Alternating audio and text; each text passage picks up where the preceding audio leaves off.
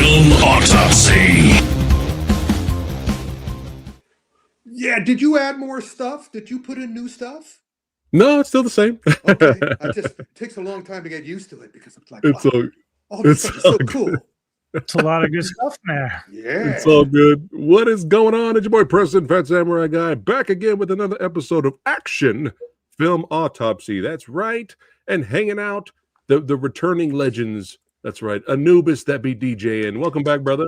You get a new camera? Did you get a new camera? Yes, I did. New camera. Man, well, looking the world and spiffy. explore. Look at that. Looking spiffy there, sir. Looking very, yeah, look at that. And here he is. And I didn't get a new camera. Nope. Welcome back, Rick. Kung Fu Santa, Sifu Santa is back. I guess I'll send Rick my hand-me-down. Please. What Then come is on going here and on? show me how to use it. Yeah. What's going on, everybody? We got Jake Hall in the house, certified badass channel member. Nate Dogs. Let's start the fucking ruckus. That's right. Lizard King in the house. Tuo Mas. Yes, legends are here. That's right. We have a plethora of things to discuss. Yes. October was a big month. We got Colin, martial artist, stuntman, actor. Good to see you, brother, from the UK. That's right. And we're going ahead and jump right into this. But before we get to the action part of this film's autopsy, you see what I did there? We're going to segue to horror. Halloween. Yes. Happy Halloween, everyone. Halloween week. Belated Celebrating Halloween. it. Up first, Anubis, tell us about Shaman. So basically, the plot is pretty simple. You've got a couple of missionaries that are going to an indigenous community in Ecuador to basically, preach the word of God. And then while there, their son develops, basically gets possessed by a dark force, and they end up trying to, decide whether their faith can overtake it and run it through, or of course it fails. So pretty standard plot, and the effects are okay, but the one problem here is that it's kind of just going down the same thing we've seen like a gazillion times. And so I wasn't that impressed with it that much overall. I thought that I've seen it, and I guess that's part of the problem when you're into horror as much as I am. You've seen just about everything there is to see. So unless you really stand out, then that's why. Sorry, Rick, didn't mean to cut you off. No, I didn't mean to cut you off. Well, I did mean to cut you off, but that's me. It sets the tone for one of the ongoing themes for October, which is, yes, it is a familiar movie, but it's a familiar movie made by a family for very little money. Oh, wow. Yes. So what is that? This is Antonio Negre with his son or his brother, Daniel Negre, who wrote it. Antonio directed it. Daniel wrote it. And they were involved in the movie Overdrive, as well as the new TV series of The Lincoln Lawyer. So this is a labor of love that they did. This was something that they made on their own. And we'll be seeing a bunch of those this month. It's very interesting. October was the month for all these people to try their own hand at whatever they wanted to do. And one of my big problems, and I just came from the Urban Action Showcase in New York, and that was another thing that I was complaining about there. I said, you have the opportunity to when you make a movie of your own, with your own money, you have the opportunity to do whatever you want. And this is what you chose? And I'm always, but basically I've discovered that they do that because they are trying to also sell it to a studio, and the studio or the agency or whatever, they all want something they already know. They don't necessarily want something wildly original. So that's one explanation for it. So the thing about this one is, what do they do anything different? Do you remember anything different in this? Or is everything pretty much exactly by the numbers? Yeah, other than by the scenery and the setting. Like the setting is different, obviously, but obviously it's still kind of dealing with the same format of we got someone who's possessed within the family, and it spreads and creates all these things. So, I mean, again, if you're somebody that doesn't watch a lot of horror, you might actually get more out of this than I would. Like you said, for the budget they had, it wasn't bad for what they did. It's just that for someone like me, I'm still looking for that special thing that sets it apart from everything else that I've already seen. I'm also curious sometimes when a new filmmaker gets freedom to do what they want to do, they go crazy and the movie is much longer than it should be. I also say this to all my friends, take out whatever isn't immediately necessary. Do you remember how long this one was? Yeah, I can actually tell you. Okay. I think it was like an hour 30, somewhere in there. Hour 38. So, yeah. Well, you see, they should have taken out 8 minutes. They should have taken out 8 minutes. I always say, man, on your first film, don't make it longer than 90 minutes. And if you can make it shorter, I mean, look at what Marco Zarora did, and so these guys keep it tight. And that's the thing too, right? Because usually directors in general, not every one of them, but because horror is so easily to make, you can actually go cheaper on it and just kind of, like you said, if they cut this down to an hour 15, hour 20, you're probably going to get more bang for your buck out of that because you're not wasting too much space there. Yeah, I also understand filmmakers because they come so tunnel vision that and the fact that they're doing it, it's like, I can't take out this scene. I love this scene. And it's like, but does the audience love this scene? So, right. Well, a lot of it also comes down to, hey, this may be the only movie I ever make. I'm going to put in everything that I love. Sometimes that happens too. So they're just screw it. I'm putting in all my homages. I'm putting in everything because this may be it. That's the thing, right? Because like you either I know Rick knows this, and of course Samurai. Like, if you're a first-time director, sometimes you get lucky and your movie just blows up, makes you a star, and then there's other times where it just does nothing. And then people come back and say, well, this might be like kind of a cult classic. I mean, look at who did Jackson did Bad Taste. That movie's terrible, but people love it. They love it. And compared to all his other shit, though, it's like nothing.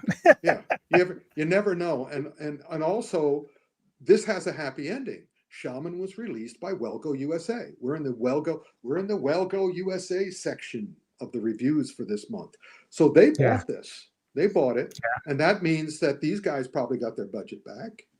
And also they found enough promise in it that it was worth their while.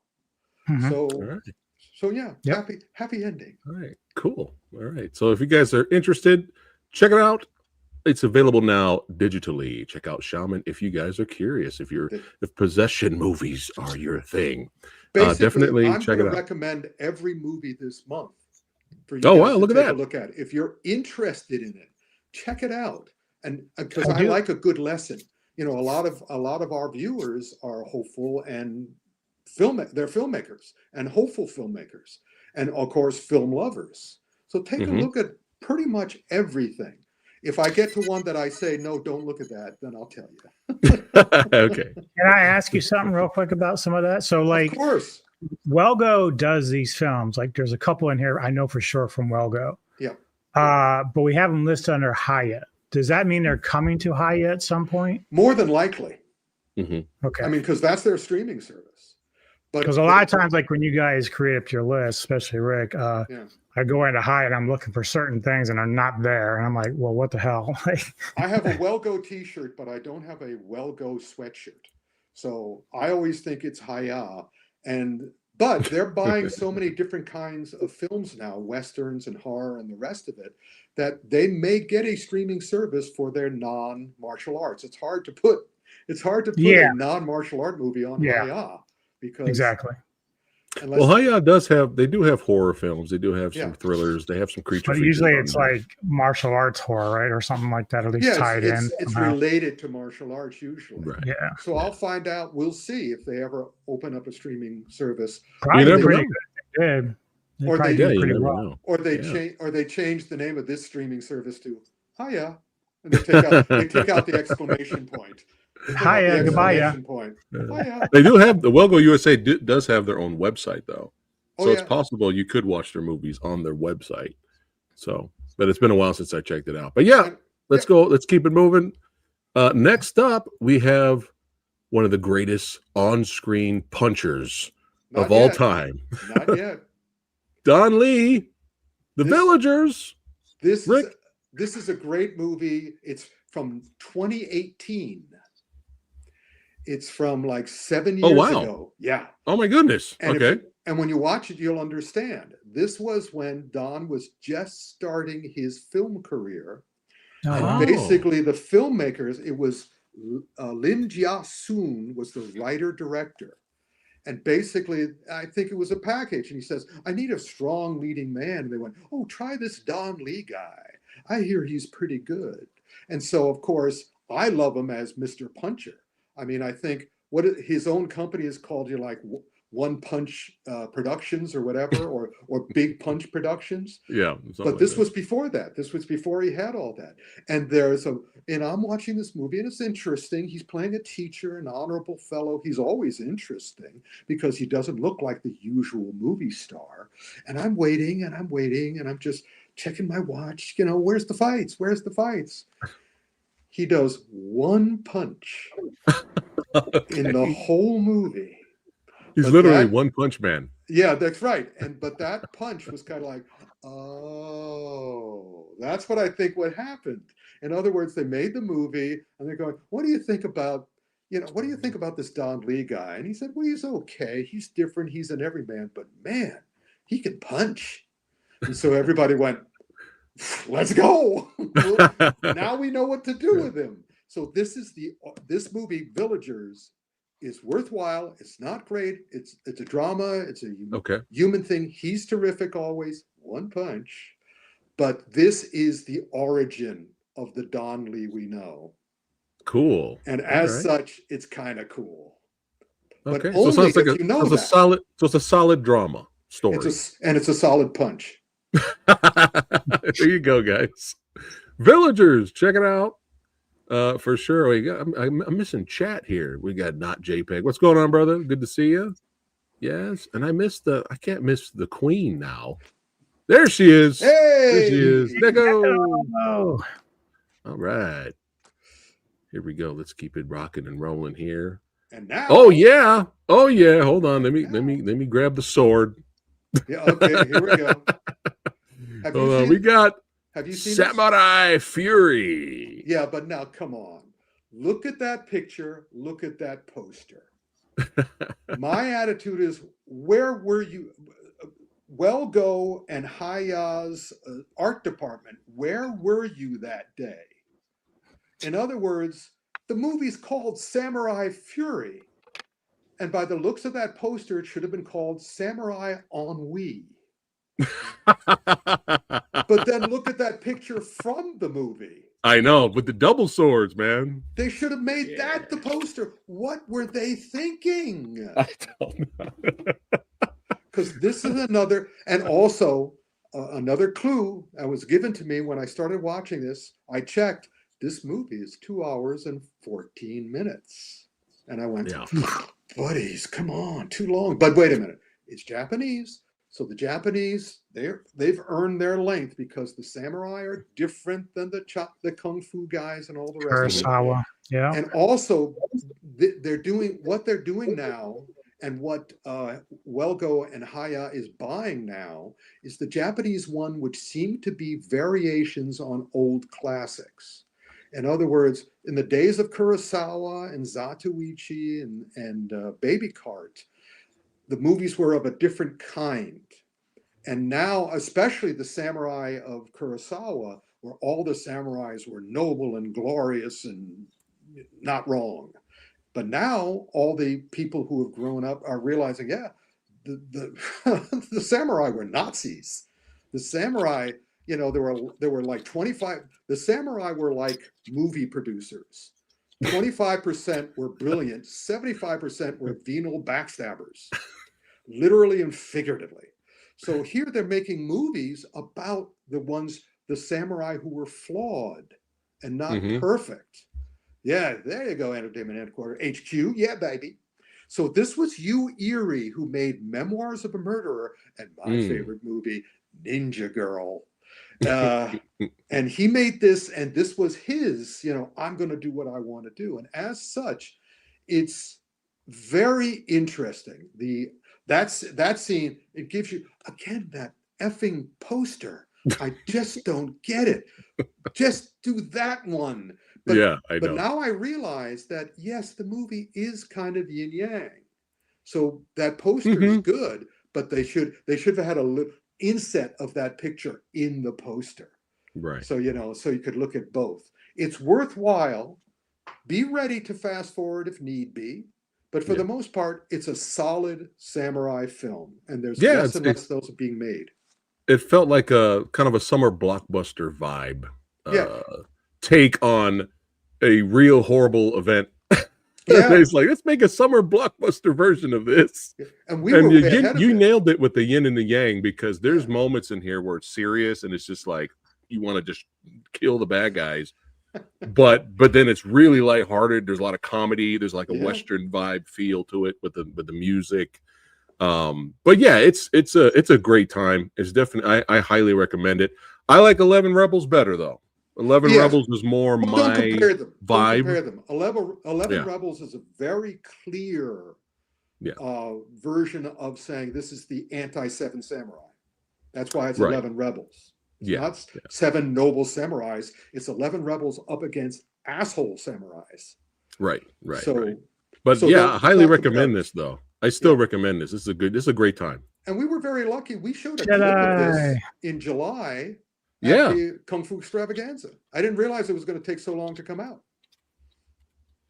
Yeah, good stuff. Definitely check it out. If you need your samurai fix, a lot of carnage, big body count. Definitely check out Samurai Fury. All right, next up. And a pensive poster. It has a pensive poster. Rick, what is going on with the Drunken Prodigy? What do we got going on here? I swear to God, when you sent me that image, I thought that was AI. I thought that was an AI image. I think it is AI. Okay. And it's is this even in the movie? I don't think so. What? Which one? The bottom one? The bottom one. It's not in the movie. No. Okay. Now we're going to talk about Drunken Prodigy and Legend of Yang Jian. I enjoyed the shit out of this film. And we're gonna, because originally I had Beast of War in between those two, but no, Drunken Prodigy and Legend of Yang Jian we need to talk about together. Okay. Because I watched. I mean, Drunken Prodigy is 1 hour and 47 minutes. It should have been 65 minutes. Period. While Legend of Yang Jian was 80 minutes, which was fine, except both movies, both made in China, they're both bait and switchers. I couldn't believe it. Bait and switchers. Drunken Prodigy, I was all excited about. It was written and directed by Ashton Chen, and he's also the star. He's the guy on the poster. He's not in the picture. I couldn't find any pictures of the film. That was the only one that was labeled Drunken Prodigy, that one on the bottom. But that's total BS. Yeah. Does it, just take it out. But the poster is, the poster's not valid too, because guess what? He doesn't have a single drink in the whole thing. I was going to ask, is there any drunken boxing in this? No.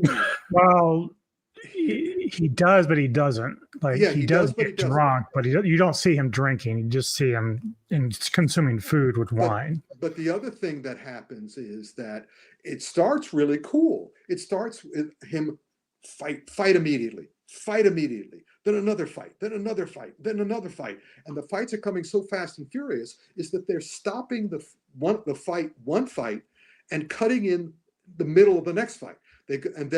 Then each fight gets shorter and shorter, and they're all with different styles and different opponents.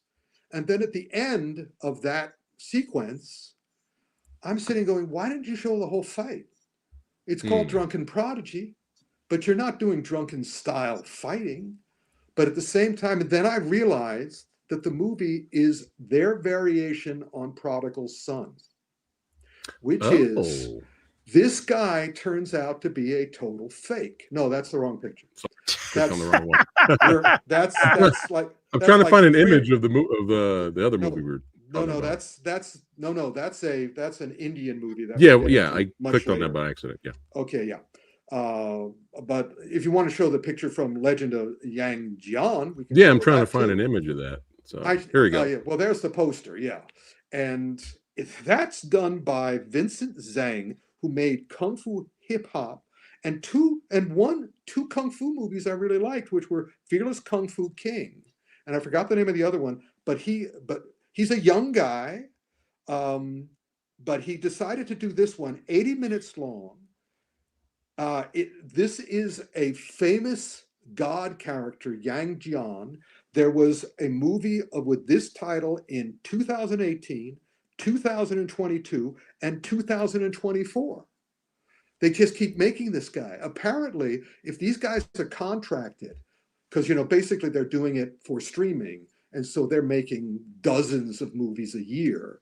So basically, if they're coming, I have to assume if they're coming to the end of the contract, in order to finish up, they do a Legend of Yang Jian, because this movie is so uncaring. It's really, I was like, it's 80 minutes, so I was able to get through all of it, but I'm watching it like, you're lucky. I was in it for like 10 minutes. I had to turn it off. Well, that's fine. But but even in 10 minutes, you saw that it was just like, it's kitchen sink time. Yeah, they're just throwing everything This out was there. kitchen sink kung fu. Except guess what? There's no kung fu.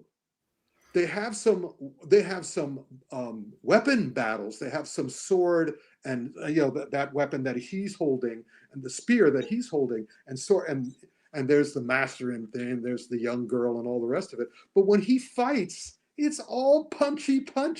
He never opens his hand. He's always doing martial arts, and all the fights happen in 3 punches.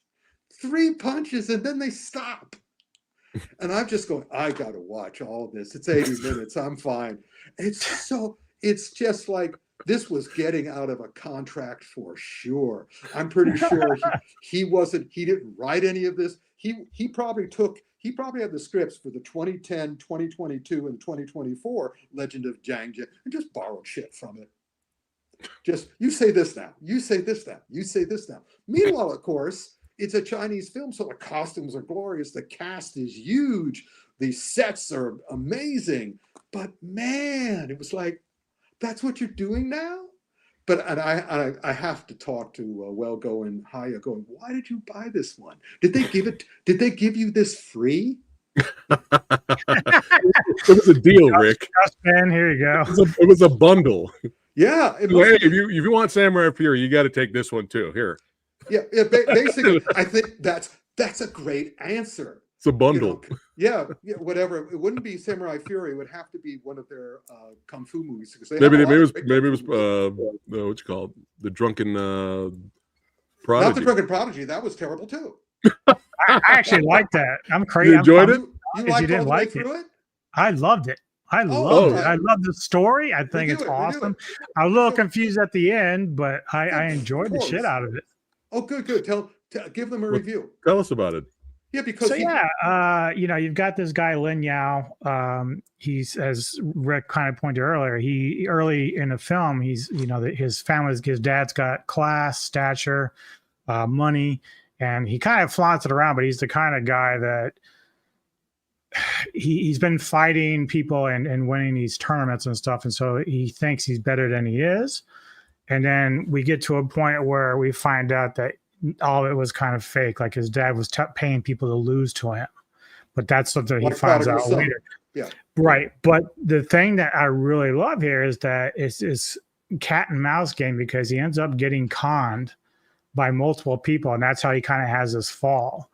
I think I do kind of agree with Rick though about how you see a little bit of the movements for the drunken mastery, but it's not all there. Like, it's very simple. It's not elaborate. It doesn't really go beyond that. But for the most part, man, like, I don't know if it's just because my limited viewing of martial arts this year and stuff like that. I really like this film. Cool. I thought it was good. It's not like the greatest on the planet, but considering what I've seen so far this year, I enjoyed it. Yeah, I thought it was great. And then this big, huge steroid guy comes there's nobody. That's not in the I don't movie, know is it? why someone did that. I have no idea what's going on there with that. I'm But just no, having the fun. fact that you liked an hour and 47 minute and couldn't even get through an 80-minute movie, well, that shows the difference between you and me, DJ. Well, other words- the only thing about the Legend was that the minute I saw like all the CGI and all that, like it kind of turned me off. Like it's not that I don't like stuff like that, because I love like what is it, the Storm Riders? Yeah. And that has some of that wire work and stuff. Yeah. So like I expect some of that, but this one looked like it just totally went totally CGI. Didn't care about doing anything else. I'm like, ugh, I can't do this. That's Can't very, do this. but I could do it. I could do it. Yeah, you because did it. I I couldn't was do like it. going, because I've seen this guy's other work and I'm going, come on, man. But it's only 80 minutes. But the point is, it's also Ashton Chen. He also wrote and directed this, so hopefully he has a future. So again, it's another movie. If you're like Rick, watch Legend of Jian. But if you're like DJ, watch Drunken Prodigy. There There If you you go. like better stories, watch DJs. But if you're like all three of us, watch Beast of War. Yeah. Yeah. Boom. Sharky Also Shark. available by Well Go USA. Get the Blu-ray, watch it on digital. When I saw the trailer for this, I was just like, oh, yay. Another shark movie out of the movie number 500 that comes out every month. Here we go again. Oh, wait, hold on. Yep. Is that a practical effects shark?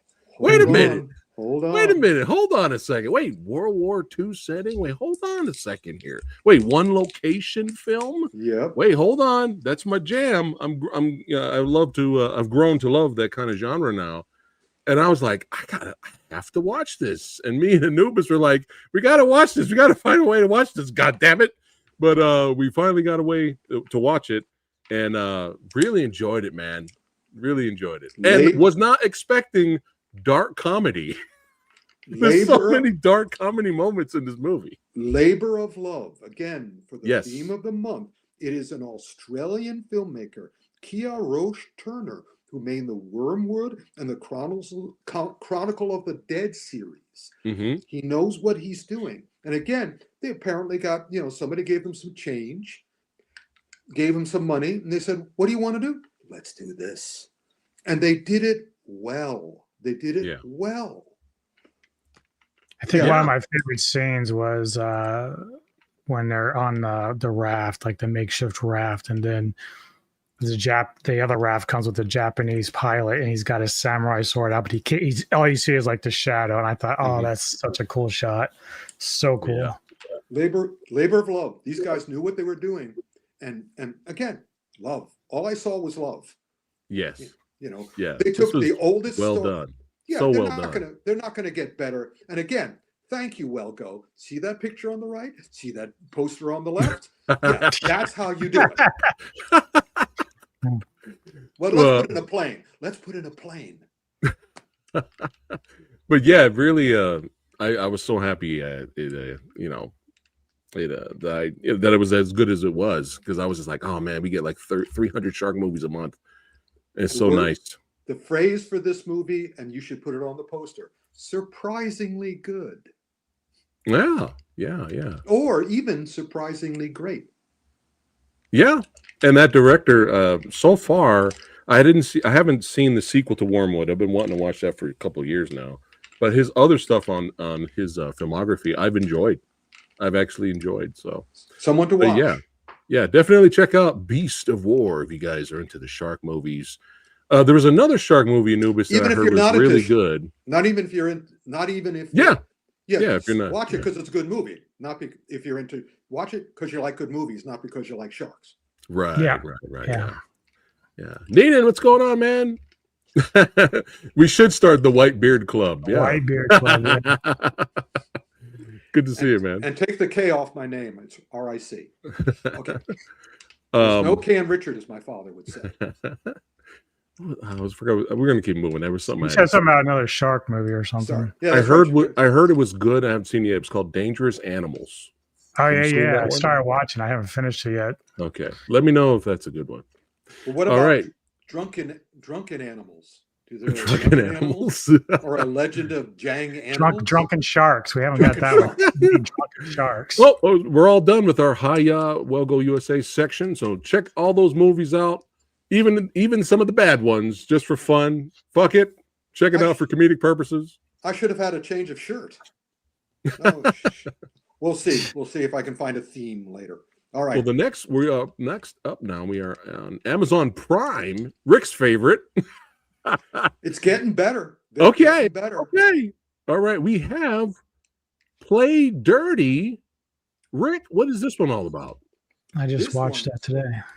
When I was a young man just starting in my writing career back in the 70s, one of my idols was a gentleman named Donald E. Westlake, because he did everything under a whole bunch of pseudonyms. He would write every imaginable. He was most famous under his own name for his series of comedy caper movies. They made the Hot Rock. They made a bunch of movies out of his books. The Hot Rock was one of them, and a bunch of other ones. But meanwhile, in order to write about, at that time, if you were famous for your caper books and you wrote a serious book, they would put it next to your caper books. So he would come up with pseudonyms. And one of the pseudonyms, because he wanted to do a series about a very serious thief named Parker.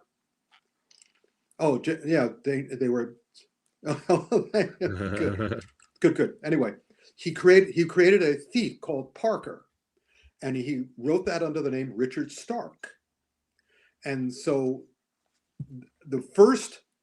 he started big. The first Parker movie was Lee Marvin in Point Blank. Great movie. Yeah, and meanwhile, there have been a whole bunch of Parker movies, but he's not always named Parker, because whenever they buy the rights for the book, they say, "Do you mind if we change it, because we don't want them to think it's part of this series?" He goes, "Sure, change it to name." Parker's a thief, so Parker's probably not even his real name. So there's been a whole bunch of Parker movies. In fact, didn't Statham do one? Huh? Yeah, Statham did one, and apparently he's working on a sequel. Okay.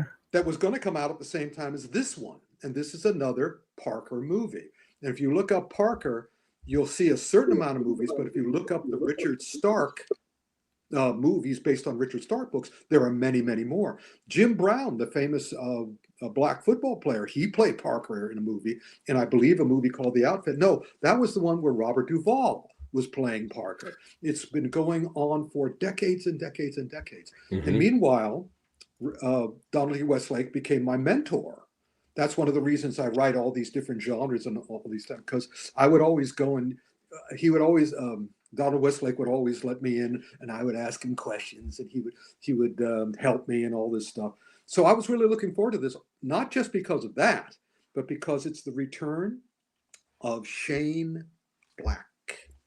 Shane Black made a whole bunch of interesting movies and fun movies and entertaining movies. But he got to a certain age, he's in his 60s now, and his career just sort of kind of fell apart. And there had been rumors every couple of years that, Shane Black's going to do this now. Shane Black is going to do that now. Shane Black is going to do that. He's going to do Doc Savage. He's going to do The Shadow. He supposedly had an agreement with the guys who created all those pulp stories, but none of those came out. So this is his first movie in several years, if not many years. And as such, it's silly but entertaining. Okay. Yeah, I totally got Italian Job vibes off of this. Well, it starts very weirdly. I mean, he's doing everything.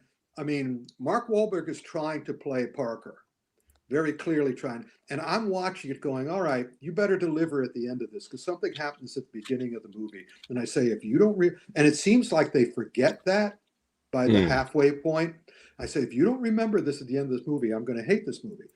They remember that at the end of the movie. And I went, okay, that's the magic word. When I finish a movie and I go, I'm satisfied, then I consider it a good movie. So this is, if you go in just to enjoy it. It's fun. It's fun. I had fun. CGI sucks. Right. I hated the very end too. I wish they showed everything else. They just didn't show what I wanted them to show. Exactly. but at least they did it.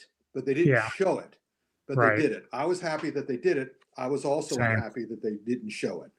Correct. I enjoyed, The Nice Guys. I thought that was fun. Yeah, that was his last successful movie. Yeah, I thought that was fun for sure. Yeah. Rick, did you enjoy Mel Gibson's Parker movie? Yes, I've enjoyed all the Parker movies for different reasons. I can't afford. It's not that I can't afford. A filmmaker is a filmmaker. A human being is a human being.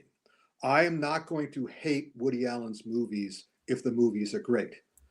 I'm going to say, oh, so sorry about your personality.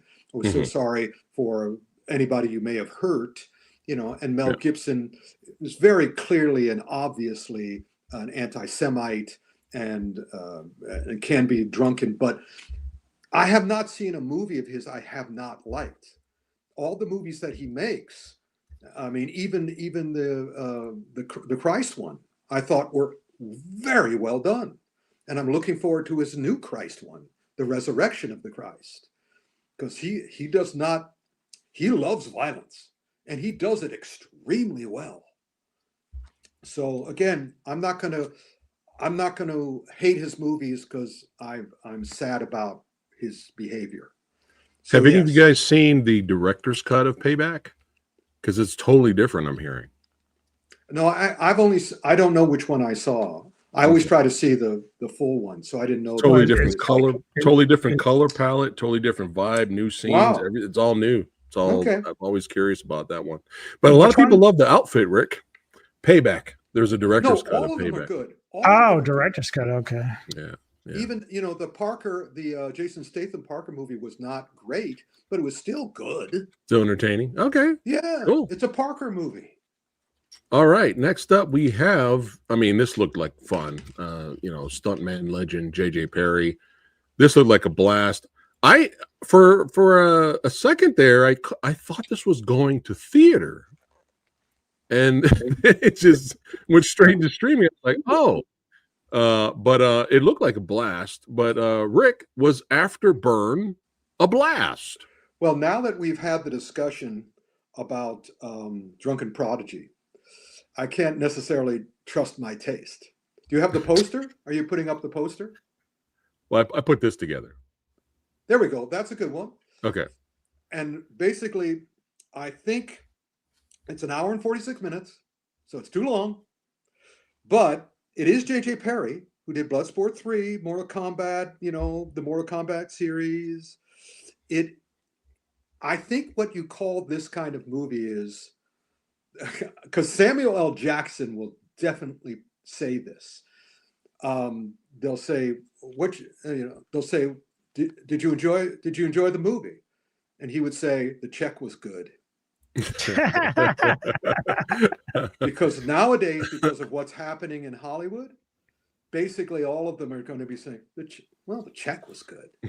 This was a mad, and I'm sure J.J. Perry said, it's a living. It's right. What they say in those cartoons, it's a living. In other words, they can't get a good job. They can't, they have to pay their bills. Mm-hmm. And J.J. Perry is not a big enough filmmaker, I think. Of course, he could prove me wrong. He might be living the life of Riley and he had nothing to do that day and just wanted to be busy. But yeah, it's a Mad Maxian film. Mm-hmm. And Samuel L. Jackson is in it for one scene. Right. He never stands up.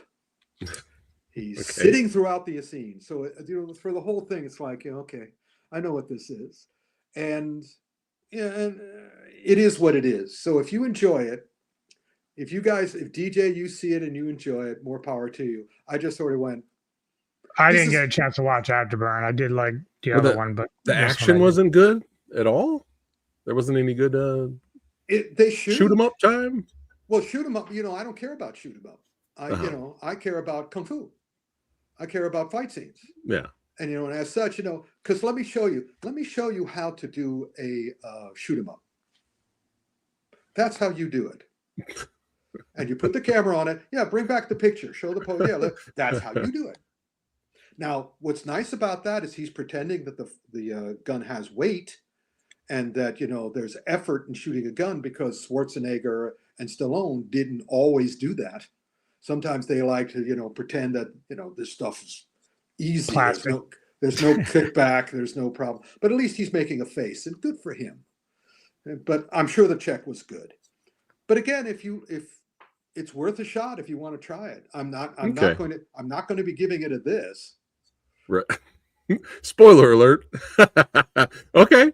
It might be a this, but I'll wait till it's cheap or it's free. But it looked like it was at least a fun post-apocalyptic action movie. So and it's always nice seeing Olga. You tell me. Oh yeah. Okay.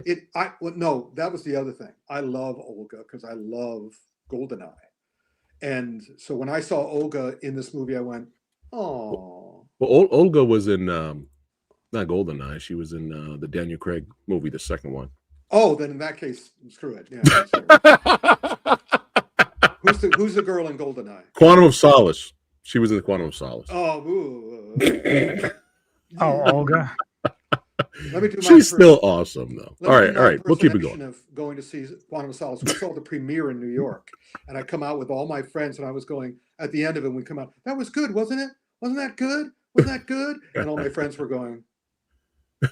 And by the time we got to the restaurant, I was sitting there at the table going, "It wasn't good, was it? Yeah.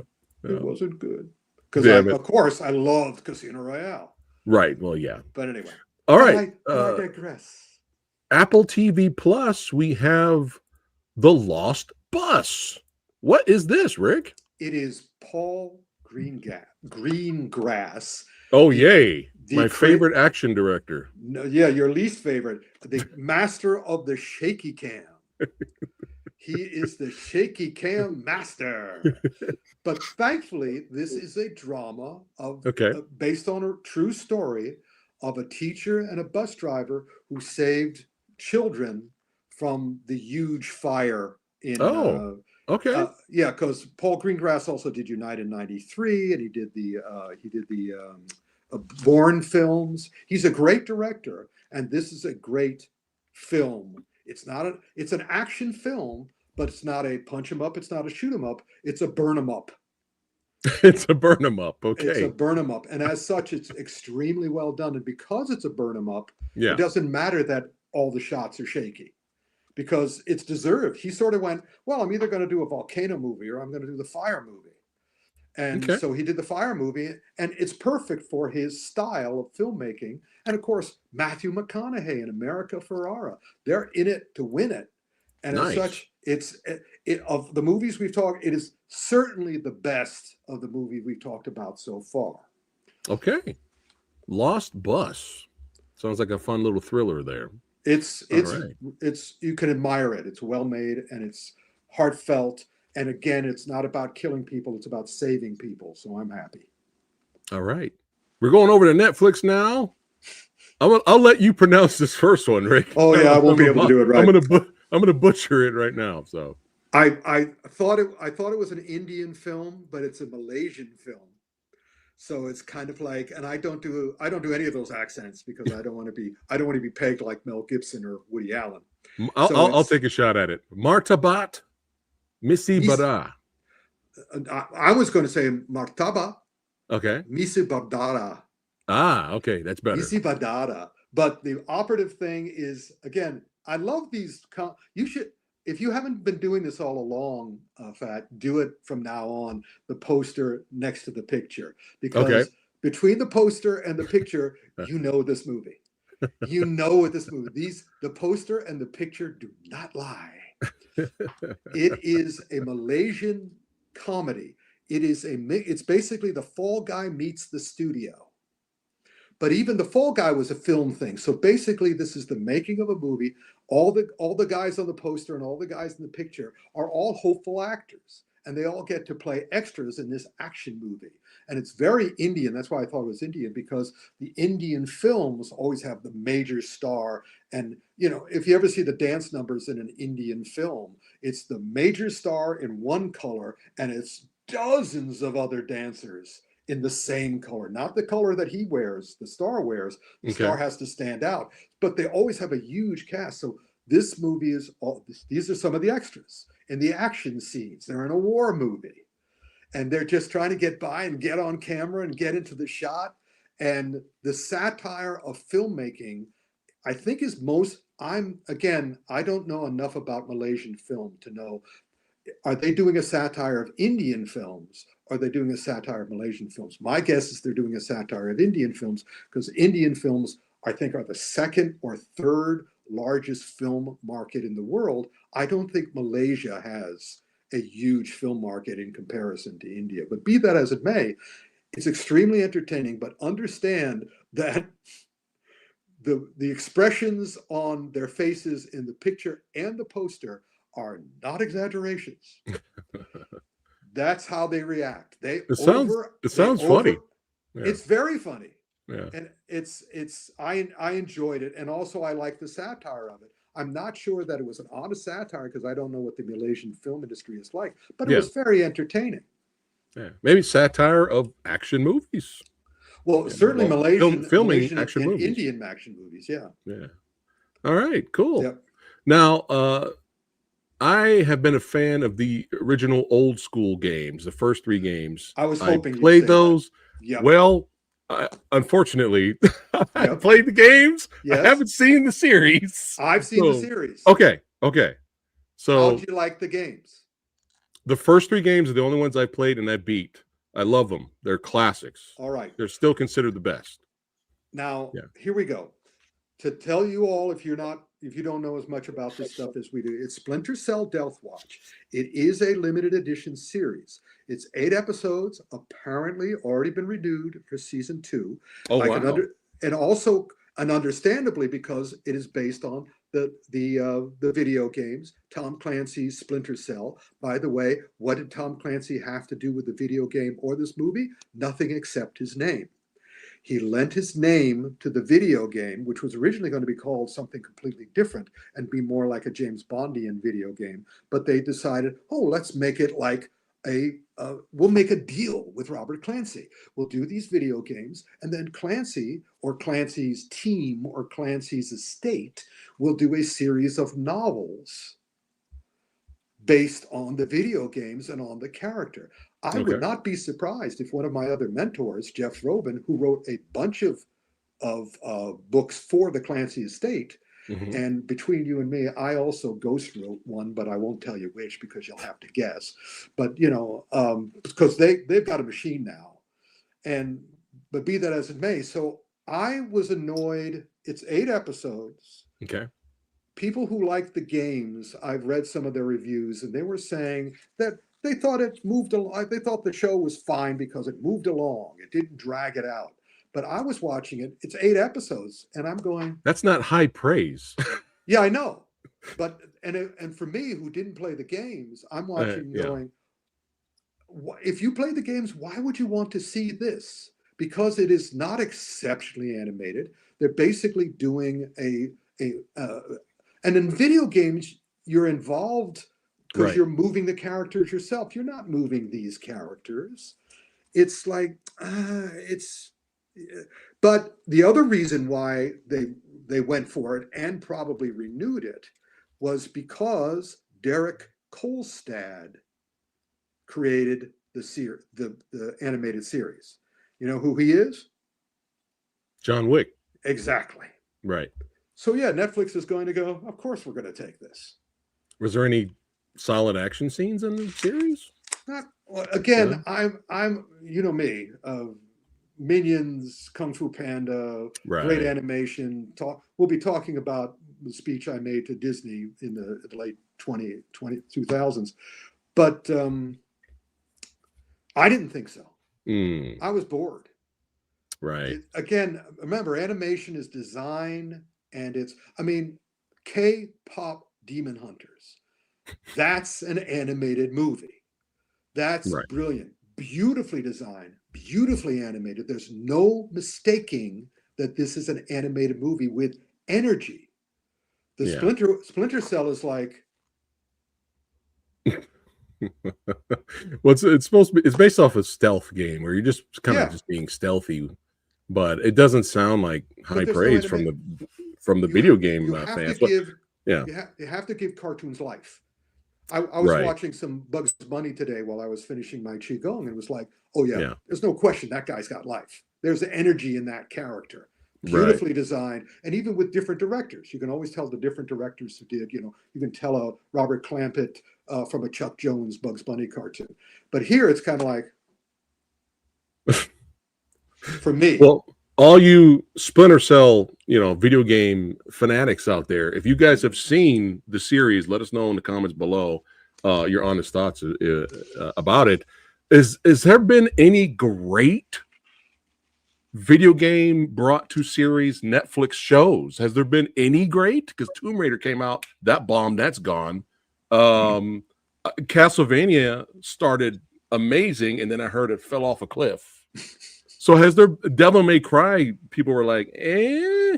I kind of like that one. Was that okay? Was that I all right? like that one. Yeah. Did you play the games? Yes, I did. Yes, I did. Okay. So I leave that up to you, because I still play. Was it great though, Anubis? Were you like, this is the fucking shit, or were you like, it's all right? If I had to give it a rating out of 10, I'd at least give it like a 8.5 or 9. So that's how much good. I enjoyed it. Yeah, that's pretty. Is that getting another season? That I don't know. I don't know. That they're always very picky. If it doesn't really blow the doors off of Netflix and their higher ups, then they may not do anything more with it. It's just a matter of how well it was received. I only included Splinter Cell because it was Tom Clancy. It was the Tom Clancy estate. Otherwise, and also it was a series. I don't like to deal with series, and also, but this was animated. It was Clancy. I thought I'd check it out, but I was disappointed. Have they ever thought about doing like a live action of that? They should have. They've been trying to do something for years, but it's just been falling apart. So, fine. Let's see. The new Castlevania series Nocturne is great. Okay, there we go. That's another one. Castlevania has been excellent. I've loved that. The original plus Nocturne are fucking great. So it's good. Love them. Yep. Excellent. All right. We'll keep it rocking and rolling here. We have... I did a trailer reaction to this with director James Couché, and we had a blast. And I was like, this is right up my alley. This looks just like a lot of fun, over the top craziness. But I have not seen it yet. I will be reviewing War 2 next week. And all the channel members and patrons, you guys will have early access to it for the whole week next week with no ads, all that good stuff. So become a channel member. That's right. Or join us over there. I know that Rick likes Last of Us. I know. I haven't seen it, but he likes it. I know that. Did you like season 2 of Last of Us, Rick? No. I don't remember. No, it's fine. I liked last. No, after I didn't. Let me be honest. I didn't see the second season. Oh, okay. I thought you did. I saw no reason to see the second season. Oh, okay. Okay. And why are we talking about it? No, he's just bringing up video games. Dad brought it up in the chat, so that's why I was. Because I didn't notice the chat. Sorry. Yeah. No, War 2, Rick. War 2.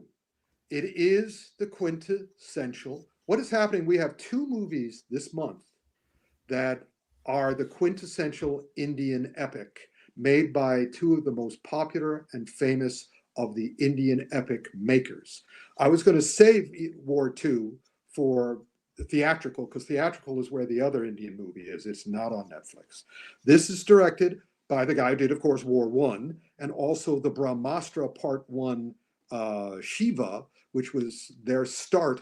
This is a continuation of their spy series, while their other one, Brahmastra Part 1 on Shiva, also on Netflix, was a start of their superhero series. It's Ayan Mukherjee, and as such, the term that I had, what is happening now is that the Indian filmmakers are getting too famous for their own good.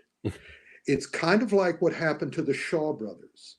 The Shaw brothers film kung fu films. They were very happy until they became a huge success in America, in no small part because of me.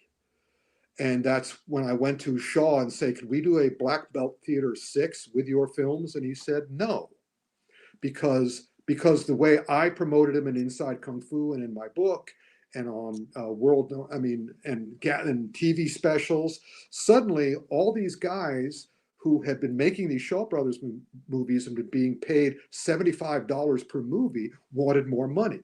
And also, Run Run Shaw said anybody who changes their Chinese name into an American name or an English name gets fired. Oh, wow. So, and that's why the Shaw Brothers closed down their film units, because he couldn't make a huge profit or as big as profits as he wanted to with the films anymore, because everybody wanted their due. They wanted the money that he was taking. So what's happening now? Because of RRR winning an Oscar, suddenly everybody non-Indian eyes are looking at these movies. And the directors are sort of like going, oh, what are we going to do? Are we going to make this for the world? And they go, nah, let's not do that.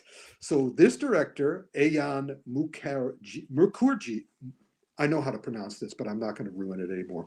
But Jian said, I'm just going to have fun. I'm going to do the film. I'm going to do an Indian film like I've always done an Indian film. I'm going to play to my strengths. I'm going to play to my audience. And so, boom, this comes out. It's satisfying. Yeah, there's the name. Mukherjee, Jian Mukherjee. Why couldn't I say that? Anyway, so yes, and at the very end, this is my tagline. If they put me on the poster, this is what it'll read. It'll say, gloriously hollow. Rick Myers. Yeah, it's hollow, but it's gloriously hollow. I mean, that picture is a good example. Yeah. There's part of their... There's nothing subtle about this. Right. Well, yeah, that trailer was so over the top and just a lot of fun. But this is like their MCU of spy characters, correct? Yeah, it's their entry in the latest YRF spy universe. It's the latest film in that series, and you can go back onto Netflix, find that director, find the stars, and see more of them. And when we get to the theatrical movie we're going to talk about, which I believe, where was RRR originally shown? I think that was on Netflix too. Yeah, that's where I saw it. Yeah. And so this movie, I believe, was also on Netflix, but now they've released. Well, we'll get to it. We'll get to it when we get into the movie theaters. Okay. But yeah, War 2 as well. It's fun. It's long. It's long, like all Indian movies. But it's fun. Right. Cool. I'm looking forward to reviewing it next week. All right, Disney Plus Visions 3. We're skipping that. We're going to move it to the end. We're going to skip it to the end. Oh, okay. It's not going to be the very last one. It's going to be the second to the last one.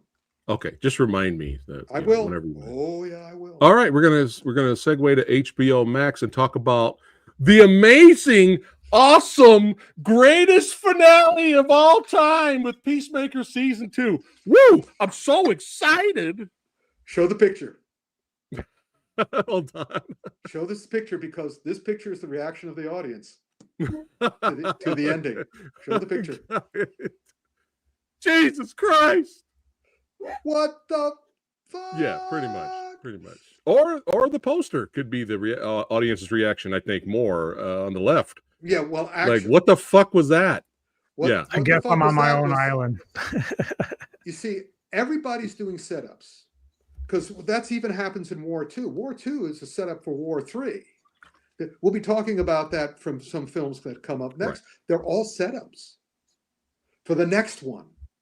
And so Peacemaker is a setup for the next one. And so I am so happy that the IO guys, I think they're called VFX-AI or something, they're still doing the Superman tales on TikTok. And I would strongly recommend you watch all the Superman tales. Yeah, those are pretty good. You shared TALES tales. Yeah. On TikTok, because after Peacemaker, I mean, I liked the new Superman movie, but after Peacemaker and I see how they're setting it up, I'm going, oh, I miss Chris Reeve, I miss Richard Donner, I miss that Superman. But all I'm going to say, and then I'll go into the negatives, and Anubis can go into the positives. All I'm going to say is, after watching Superman, and then after watching season 2 of Peacemaker, I'm starting to lose a little faith in Mr. Gunn. Oh, yes. I'm starting to lose faith. Absolutely. I didn't say Superman was bad. No. I like James as Superman. Superman was entertaining. But if you're going to right now rank had a good ending. James Gunn's movies, Superman's at the bottom. Clearly at the bottom. I didn't say it's not fun to watch. I didn't say it's not entertaining. But you got to give me more with your Lex Luthor than yelling out numbers. What is this? Battleship? B-58! You B-45! You sunk my battleship, Superman! The fuck are we doing? You're the best critic ever. Thank you. You're awesome. But here's the thing. The character development in that last episode was fine. But that should have been the previous episode. Too much meandering. Where are we going? What are we doing? I'm looking at my watch that I don't have. Just what are we doing? Again, character arcs, fine. That should have been the previous episode and give us something a little bit more satisfying leading up to season 3. So much meandering. Just, we're getting the team together. Let's walk in slow motion while we hear a song for taking forever. Oh, let's see. What are we going to do after that? Oh, we walked out of the building in slow motion with a song. Let's cut back into them sitting inside at cubicles with more lame jokes about bird blindness. That wasn't an eagle. That was the duck. I didn't laugh once with that character. How are you going to waste the ladies' man? I got bird blindness. Not one time did I laugh with that character. What are we doing? Okay, all right. Well, let's say, well, wait, hold on. Wait, more meandering. Let's cut to the Nelson concert. What the fuck are we doing? What are we doing? That was for fucking just nostalgia. Oh, wait, before that, before the Nelson, wait, hold on. Because James Gunn's like, I can do whatever I want. Before that, let's go to another concert where we have the band sing the Peacemaker theme song. What are we doing? This is your finale.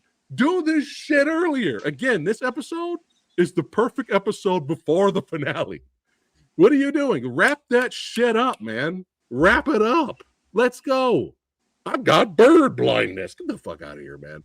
Yeah, I'm really losing patience. I don't care how good Creature Commandos is. I've been hearing Creature Commandos is fucking amazing. I don't care how good it is, but I'm starting to lose faith in James Gunn. This guy's supposed to have creative control over everything. So now let's hear the positives. Go ahead, Anubis. I'm just having fucking fun with it, man. Like I enjoy the shit. I mean, I have the chance to watch Superman. I just have not done it because I've heard good and bad things. But like Rick, I'm an old school guy. Christopher Reeve is my Superman, so like it's very difficult. Sure, I think Peacemaker, especially this season, has a little bit of some lulls in there in terms of like the pacing, but I'm still just having way too much fun. I guess I'm just not taking it quite as serious as everyone else wants to. But just get to it, man. But I mean, songs in a row with slow motion. What are we doing? I guess I enjoy some of that just because, like, I'm so used to the modern rap and stupid shit that I don't really care about that I get to hear some of the stuff that I grew up with. So gotcha. If you're doing rock and metal and stuff like that, I'm all aboard. Like, I'll take that stuff all day right now. But I do think you have a point, and I don't know if it's a good or bad thing for DC because with James Gunn, he has like full control now, right, of what they're doing going forward. So if he's struggling, at least for you guys out the gate, that's not a good sign for him going forward. I mean, I like some of his other stuff, Marvel-wise. So go ahead, Rick. He's not alone. Remember, now, I don't know if you were pouring like alcohol or if you were just taking a piss on my report there, but I heard you. Oh, you heard me. I'm an old man. I know. So you were basically taking a piss on my positive. Thank you so much. I was wondering, what does that sound? I thought my wife was making coffee in the kitchen or something. I thought it was actually pretty good. That was a good timing. Excellent. That was a great job. Great job. Better on your review than on myself. But be that as it may, Oh my God. This is what happens when you guys show up live. Yeah. But yeah, let us know in the comments below, guys, what you guys thought of Peacemaker season 2. Do you love it? You hated it? Wait a minute. Rick's got beyond pissing myself. I have a comment, which is, yes, this is not new. If you go back and look at the history of DC, who was running DC before James Gunn? What happened to him? Who was running DC before the guy before James Gunn? Yeah. Mm-hmm. What happened to him? This is as usual. This is business as usual for Warner, for Warner Brothers and DC. Again, I talked to somebody else about that last night, about when I'm watching a movie that is obviously sabotaged. Gotcha. And we may get into that in a bit, but be that as it may. So yeah, in other words, when he took that job, I said, "Uh-oh, watch your back." Mm. So we'll see. Nothing. This is nothing new. Copy that. All right, we are now into cinemas. But first up, let's go ahead and I'll talk about Gladiator Underground. Now, I'm a big fan of the Marshall Club guys and D.Y. Sao, who's actually been collabing with them. And there's Shaolin Avengers on YouTube. Please go watch their YouTube short. It's like 20-something minutes. That's Shaolin Avengers. It's so good. I agree with that. Right. Shaolin Avengers is so good. But now they're like, hey, we got a little bit more money. Let's extend this YouTube short film format into movie length. Let's add in some more stuntmen, more martial arts. Let's get some more locations going. And let's extend this project. So this didn't actually go to cinema. This went straight to digital. Mm-hmm. But this is kind of like their next step. So they started with Shaolin Avengers, and then their next step is Gladiator Underground. And I enjoyed it because this is my kind of movie. But Rick, when I got done watching it, the first thing I thought about was, for Rick watching this is a fist film. This is a 4F. This is a 4F film. I was like, that's Rick's gonna definitely say about Gladiator Underground. But the guys they're phenomenal to watch. But definitely a throwback. Yeah, go ahead, Rick. But if you're talking to them, I would desperately want them to succeed very badly. I have said this so many times. When I did my speech to Disney way back when, I said the same thing. I said the same thing to virtually every filmmaker at the Urban Action Showcase. Guys, yes, your fighting is very pretty. You have to learn how to make it work beyond just fighting. Mm-hmm. And this is the same thing here. Those guys of Joseph, Brian, DY, all incredibly talented. But even Cynthia, let's go back to Cynthia Rothrock and in her in Black Creek. It's kind of like, guys, you got to learn what to do to tie your fight scenes together. Mm.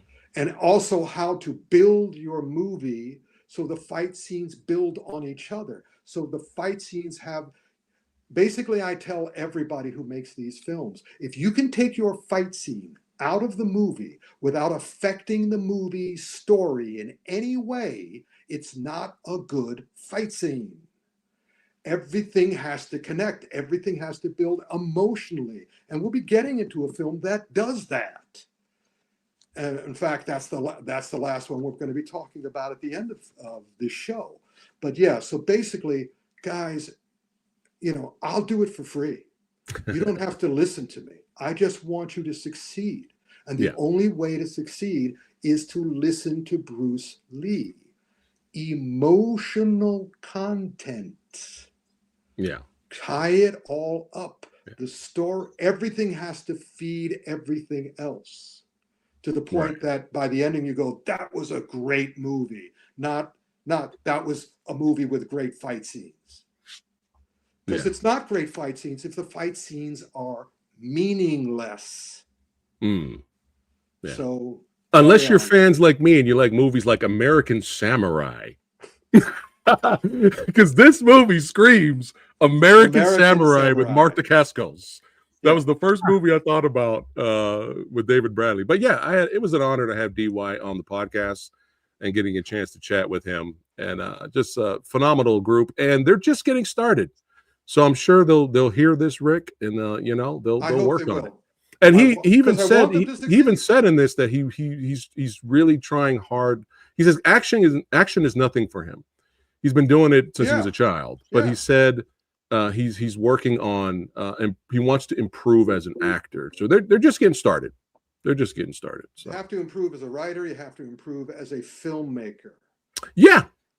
He definitely wants to do that. They all want to do that, and they have another project coming up.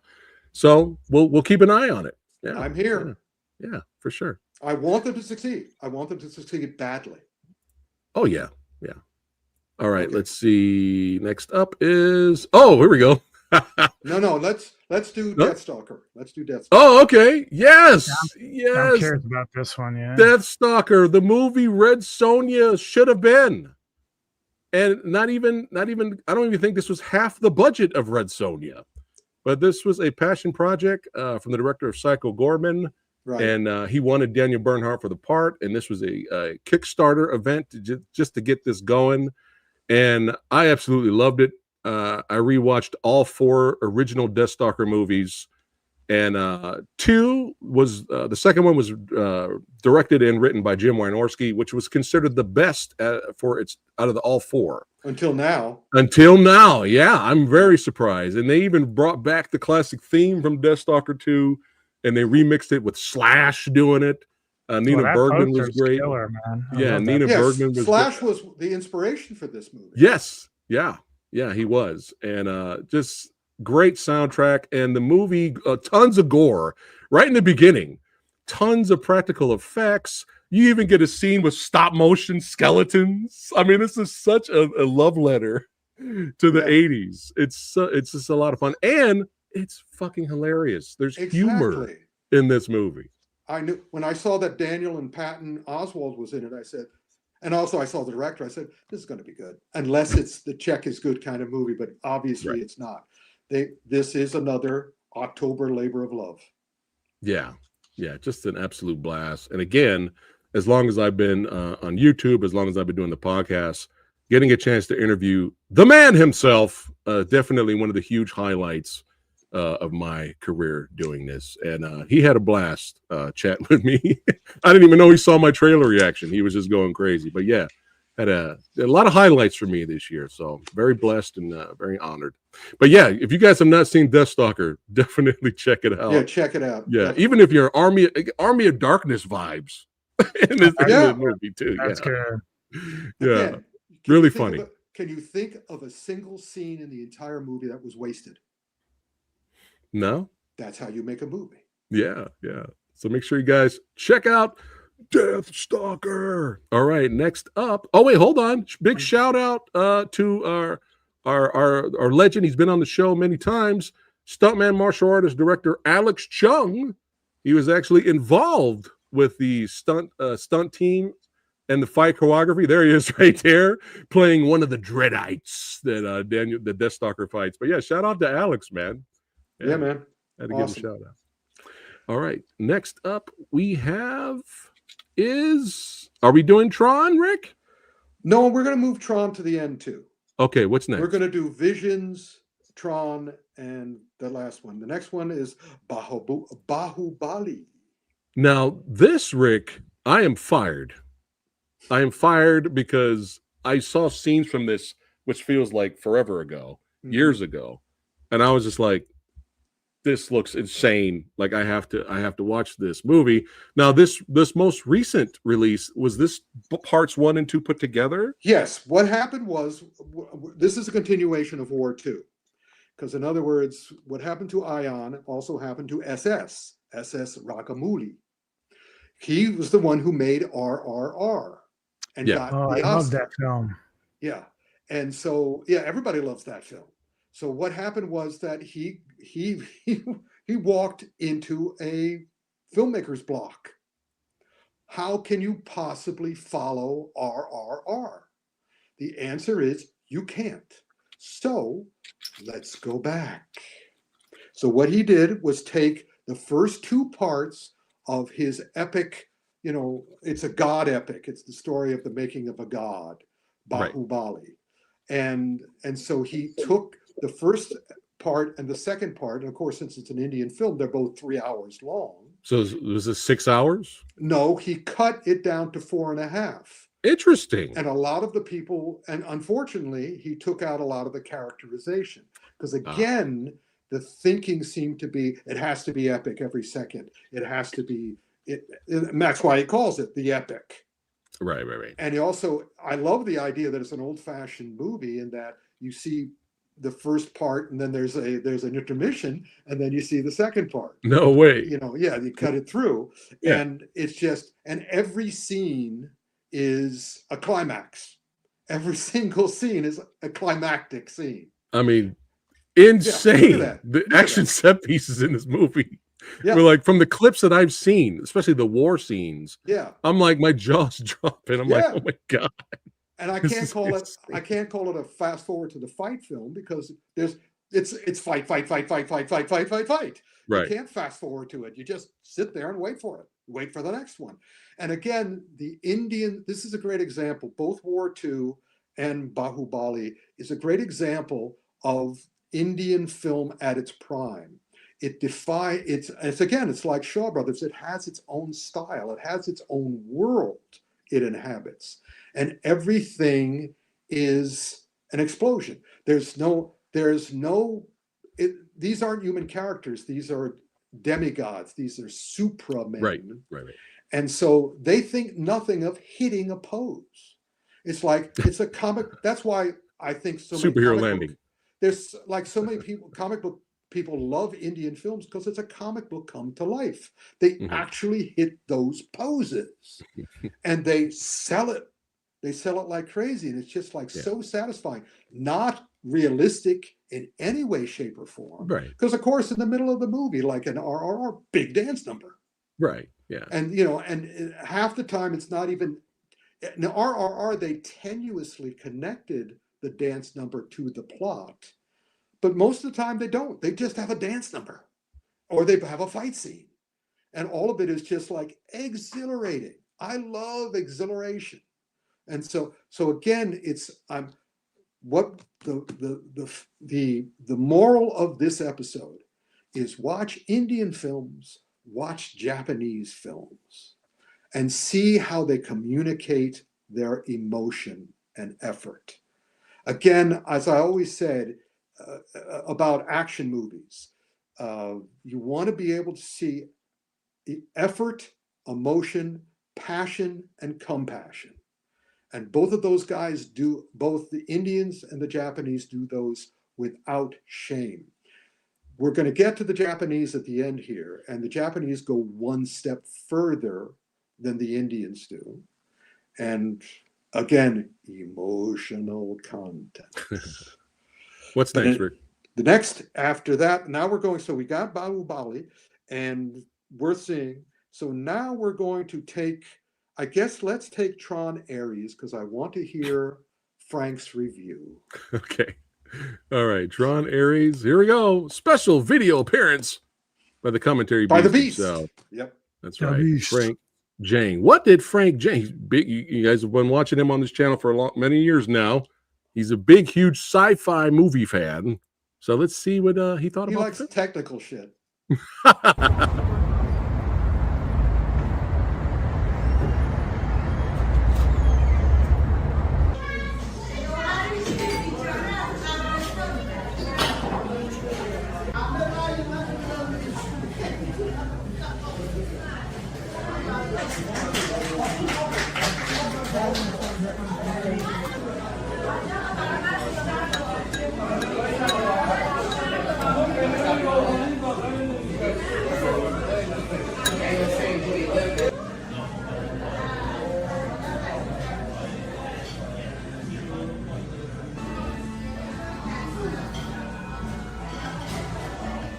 Hello, Frank Jian here, the commentator Beast. I'm here at the famous Back 40 Texas Barbecue restaurant in Pleasant Hill, California, and I'm here to talk about Tron Ares. I'm wearing a Tron Ares t-shirt.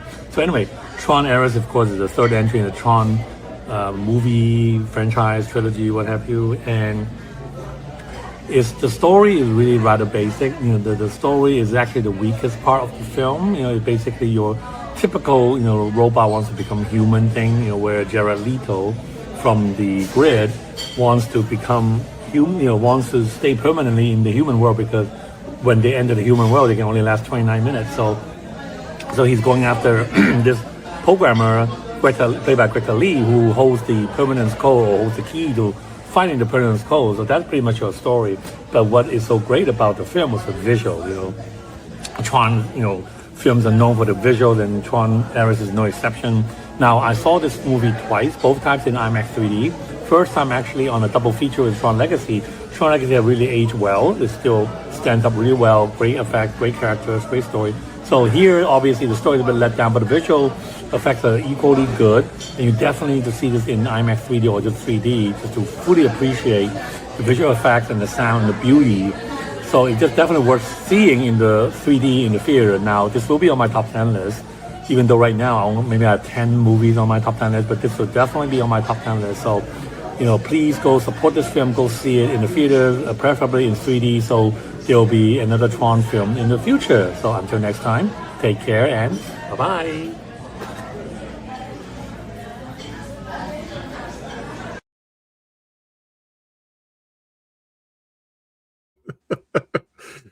Thanks, Frank. Thanks for the video. Yeah, Frank, thanks for eating a big hunk of steak and saying the magic words to all great films everywhere. The story wasn't very good. Yeah, the story is the weakest part. I got news for you. It's like saying, the house was really great, except the foundation was completely rotted. So, yeah. How is the effects and soundtrack? Because that's one of the things I really liked about the trailer. If you like video games about both of those, and music videos, you'll be fine. If you like empty movies, like the last one. If you like pretty empty movies, you'll be fine. Yeah. And it's like, for me, it's like, the house is great, except the foundation doesn't work. Did you see the second one, Rick? Yeah. I saw all of them. Some people say they like this one better than the second one. Would you agree with that assessment? You mean Tron Ares better than the second one? Legacy, yeah, better than Legacy, yeah. Well, from a visual and music standpoint, yeah. But I don't care about the visual and music because everything is well done. I'm just saying that's some of the stuff that I like. I haven't seen it yet, but people have said they like this movie better than Legacy, though. Well, it's funny you brought that up, Anubis, because I did a poll. It's been up for about a week now. Yeah. And I asked the community which movie they think out of all three is the best. Okay. Boom. There you go. Wow. And this has been out for at least about 2 weeks. Wow, so, even better than the first one. That's surprising. Yeah, well, we know. Well, the first one I thought sucked. Oh, wow. Wait, he's here. Legacy is still the better film. There you go.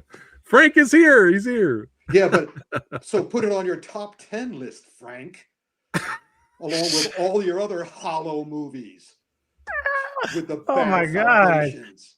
Jeez. Is the plot just too simplistic for you, Rick?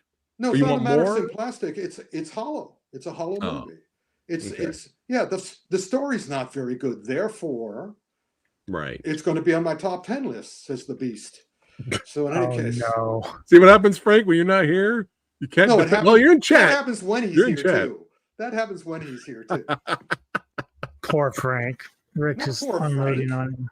Well, definitely check it out, Anubis. I'm hearing, soundtrack again is great. Frank likes it. Soundtrack by Trent Reznor. So, I'm a big Nine Inch Nails fan, so I like that. But I liked it too. I just didn't think it was one of the top 10 of the year. Well, he's in the grid. Frank's in the grid right now. That's why he can't be here. In the grid. Good answer. All right. Anything else on Tron, Rick, before I move on? No, Frank loved it. Yeah, I said it's fine. I mean, if you like video games and you like music videos, you'll be fine. Okay, there you go. But I wanted something a little more substantial, like something with a good story. Like the Drunken Prodigy. Yeah, look at all my books. Yeah. Like I said, I already said that didn't have that either. I gotcha. I didn't say Drunken Prodigy had a good I story. know. I'm fucking with you. He's just messing with you. Prodigal Son had a good story. Yeah, if you look at all the books that I've written behind me, just imagine what my career would be like if none of those had a good story. I'd have to concentrate on the cover. The cover was beautiful, therefore it's in my top 10. What's next, Rick? What's next is, okay, we're going to do Visions. Okay.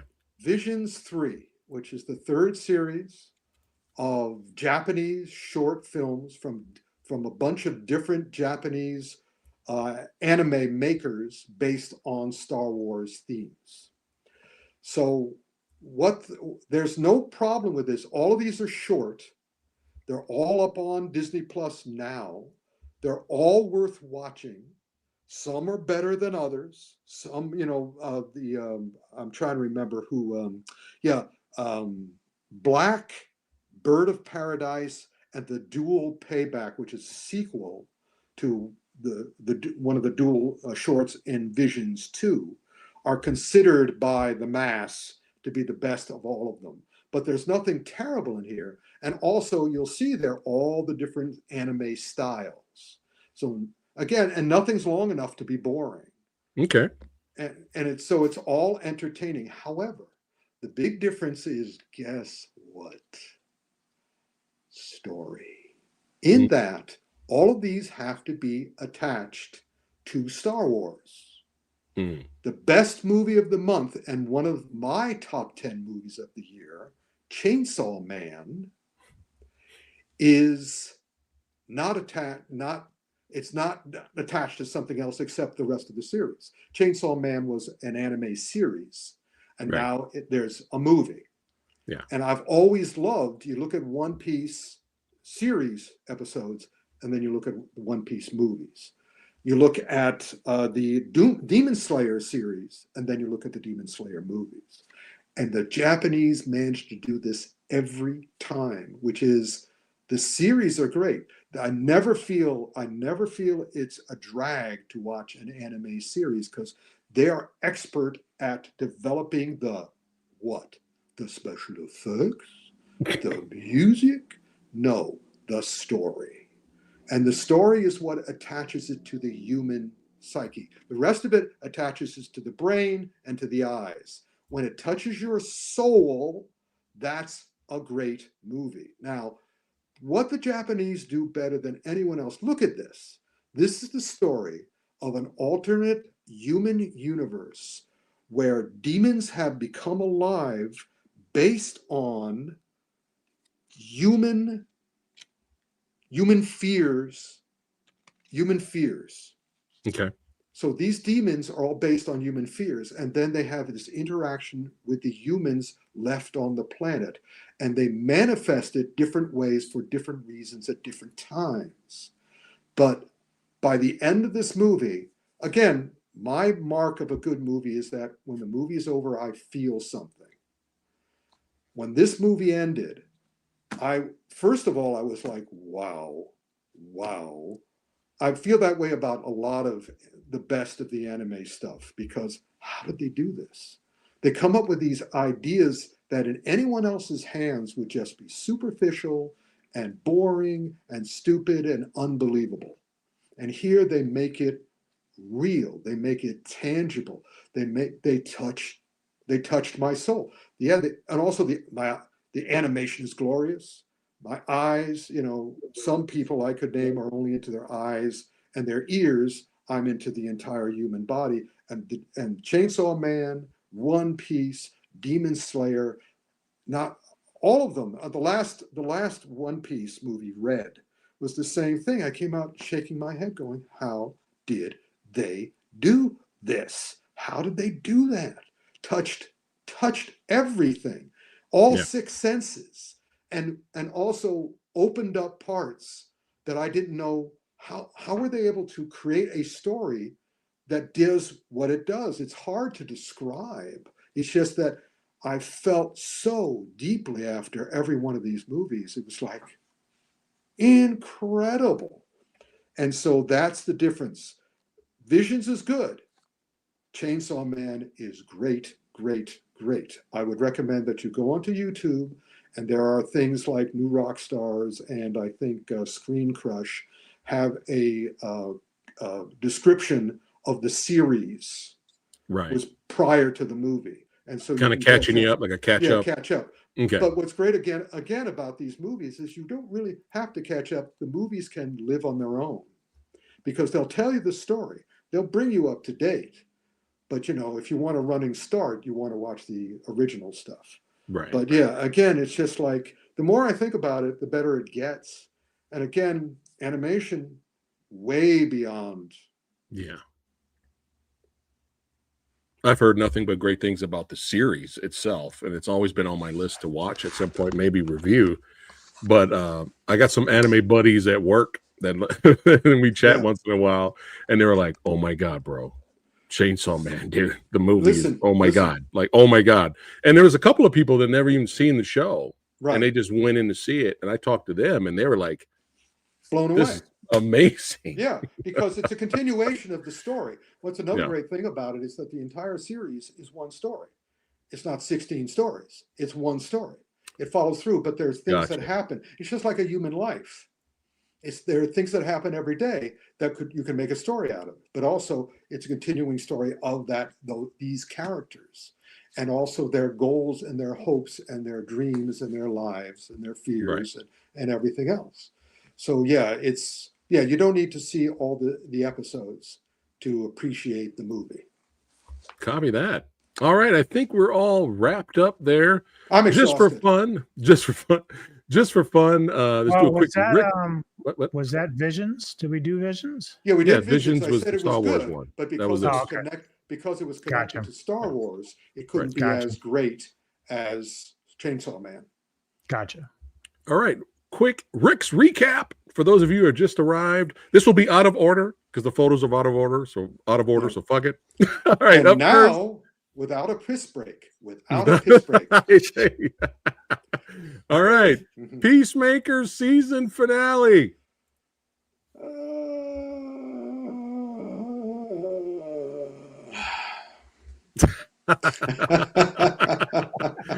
That's good. Afterburn. This is me. I'm anxious to hear your thoughts. Okay. The check was good. Speed 4. Speed 4. No, Speed School. Speed School. There you go. Yeah. What'd you give that one? All right, cool. Absolutely good movie. There you go. I won't bastardize the name by trying to pronounce it. Boom. On my top 10 list. Samurai Fury. All right. That's perfect. Oh. One Punch Man, the original. Oh, there you go. I like that. Punch review. One fist. Tron Ares. That's all I could do. It's okay. Yeah. It's okay. Shaman. Well, in the middle. Okay. All right. I'll give it a little more than that. War 2 Electric Boogaloo. Fun. I think I already know, but yeah. There you go. Play Dirty. Yeah, I'm not where Rick is with that one. Okay. All right. Oh, I think we missed one. We missed one. What did we miss? This one. Let me see. We actually missed the movie. This one. No, we didn't. Oh, it wasn't in the list. It's moved to next month. Oh, that's what they moved it to next month. There you go, guys. Stay tuned for next month to find out. There we go. Right. This one. And let me give you an advance one on that one. The check was good. Okay. Damn it. God damn it. All right. Bahubali, the epic. I already know. I already know. One thumb. Actually, one I already thumb. know. Yeah. I already know. Hold on. Yeah. Dunna. All right. Oh, wait a minute. Death. Hold on. Go back. What? Let Okay. Let me do it properly. Okay. No, go back. Show me. Dun dun dun dun dun dun dun dun dun dun dun dun. Chomp. Yeah, there we go. Deathstalker. I think I'm gonna like this. I'm just gonna put them up because I don't think I'm gonna hate it. Well, put them up. Put up your fingers like this. Okay, go back. Put up your fingers like that. Yeah. I think I'm gonna love it though. Yeah. Hey man, this right here is why we support independent cinema, man. That's this right. is why. This is why. That Super low works. budget fun, man. That's all we want. All right. American Samurai 2. It's my shit. Yeah, I It's did. still A good. trailer. Anubis will not like it. It's I already still know. good. No, I did a trailer action. It looked good. I wanted to check it out. It's good. But it could be great, and it should. Gotcha. Be great. The fights are great. The fights are 2 thumbs. The rest of the movies. I think the last one here is everyone's favorite.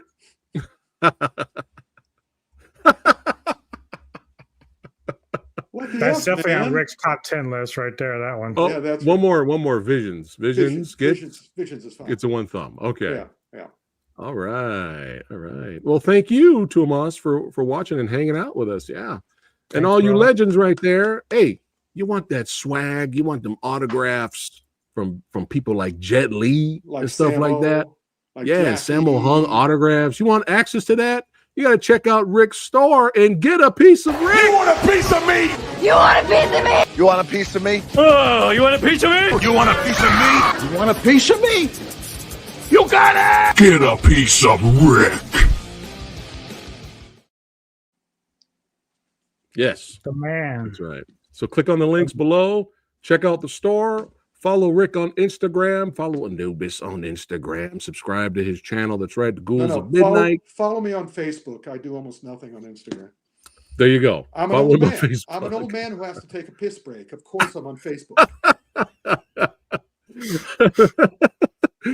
Thanks again for watching, guys. Hey, you know what you guys need to do. Don't forget to like, share, and subscribe to the Old Samurai Guy. That's right. Follow the Movie Dojo podcast right here on YouTube and on Spotify. And we'll see you guys on the next one. man. Keep watching the movies, baby. Them action, them kung fu. That's right, son. We'll see you guys on the next one. Take care.